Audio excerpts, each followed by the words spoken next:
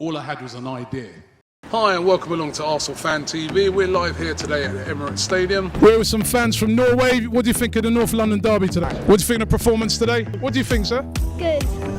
Just good. It's Tottenham we beat today. Yes, match you've been in, Brad. Yeah. Now, Claude, I know you must be upset about today. This is a disgrace, mate.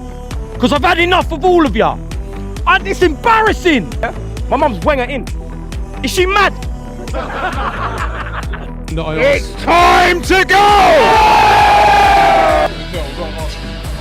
Said he sat down with the manager. So who's next? Who's coming in next? Thank you to you guys.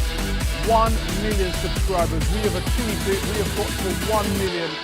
It's absolutely incredible. Well, how are you, sir? My first time I meet you. How are you?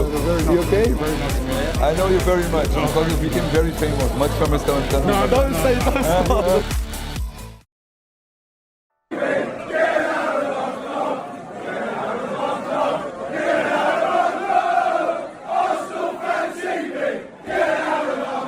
So I have friends that they've been like, oh, have you heard that what that guy on Arsenal Fan TV? Like, I think it's so wrong for someone that claims to be a fan and their success is fed of a failure.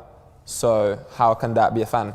Come on. This is a commercial venture for you, and you have a conflict of interest because at the center of what you're doing, and you know it, you will not admit it for the purpose of this conversation, at the center of the traction you get is conflict, is the idea that there's an element of very, very robust and toxic language being used. Okay, and it drives your traffic, and you as an Arsenal fan and as a broadcaster now have a conflict of interest. Arsenal Fan TV has split opinion amongst Arsenal fans for a long time, with it getting the most hate in what became known as the banter era for Arsenal. But now, in Mikel Arteta's third season as Arsenal manager, and with Arsenal seemingly on course for what could be a historic season, AFTV is still going strong and continues to divide opinion. So, is AFTV a toxic channel which gives Arsenal fans a bad rep?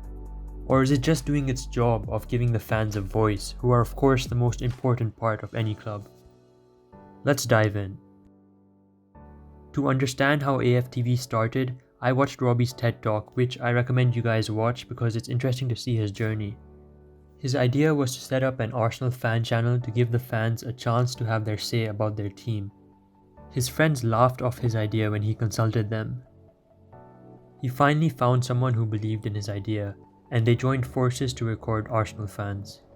The videos from the first game got shared around on social media, which encouraged him. They decided to do every game instead of every home game.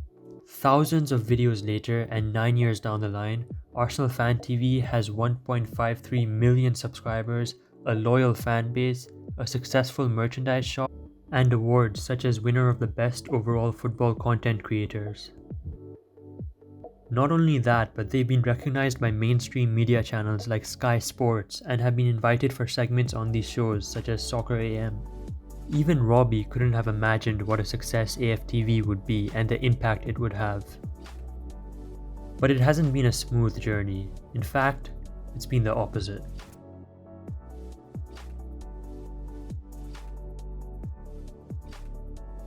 Perhaps one of the biggest challenges that AFTV overcame was shifting the balance of power in the media towards fan channels and away from traditional media platforms like Sky Sports. They did this by becoming so big that the mainstream media couldn't ignore them. And I'm not just talking about AFTV when I say this, but the influence that they had, such as inspiring thousands of fan channels. However, as the mainstream media began taking notice of these disruptors, Robbie felt that AFTV was being deliberately undermined by them. This is where the whole Gary Neville saga comes in.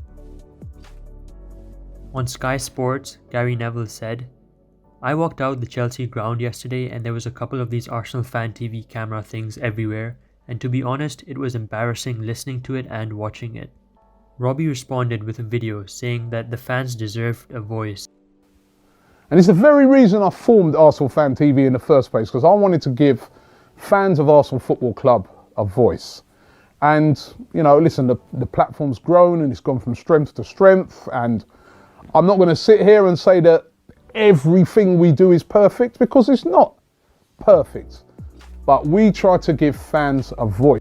In response, Gary Neville offered to come on AFTV and discuss this.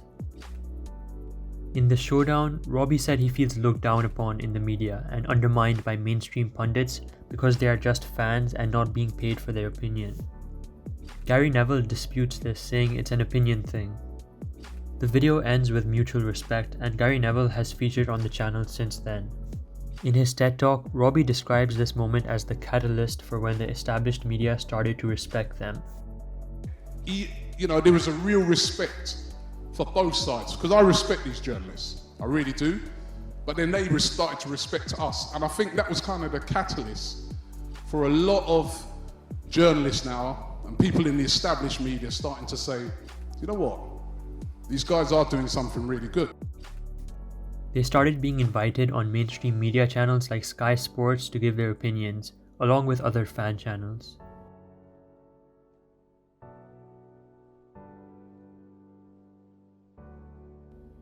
Although AFTV was now getting along with the mainstream media, they were beginning to have major problems with their target audience, that is, their own fans. It came to a boiling point in the 2019-20 season at a 0-0 game with Everton at Goodison Park, where a section of the Arsenal fans had been chanting during the game, "AFTV, get out of our club."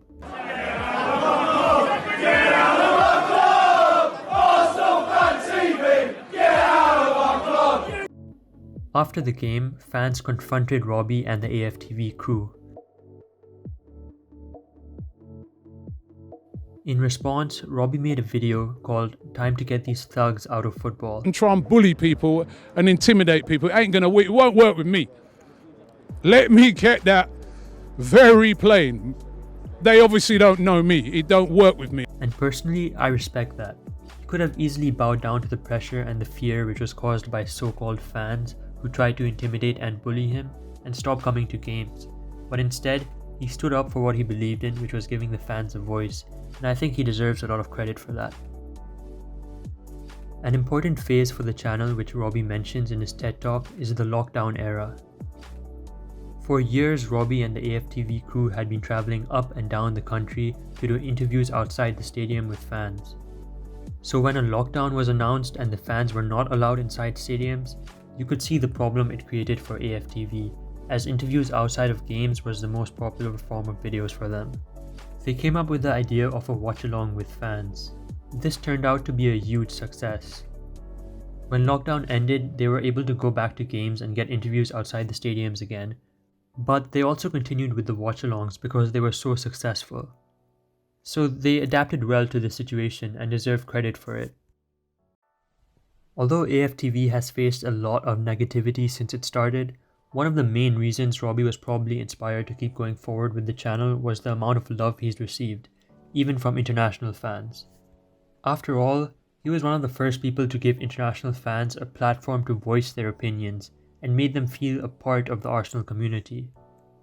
For example, personally speaking, growing up as a Pakistani fan and never having the chance to see an Arsenal game, AFTV helped me and others get a sense of the club's culture and community and made us feel like we were a part of it. It even grew the Arsenal fan base, as this comment from an AFTV video shows. And this is just one person. There's countless stories of people for whom AFTV has played a big part in their journey as a football fan.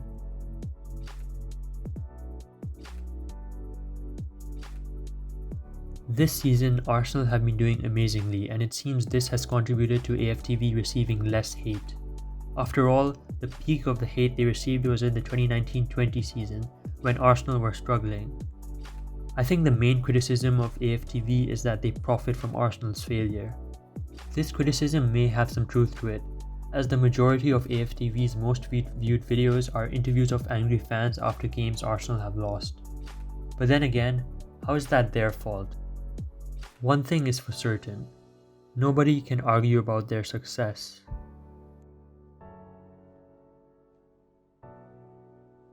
I like being a disruptor, and to be a disruptor, you've got to be a bit fearless.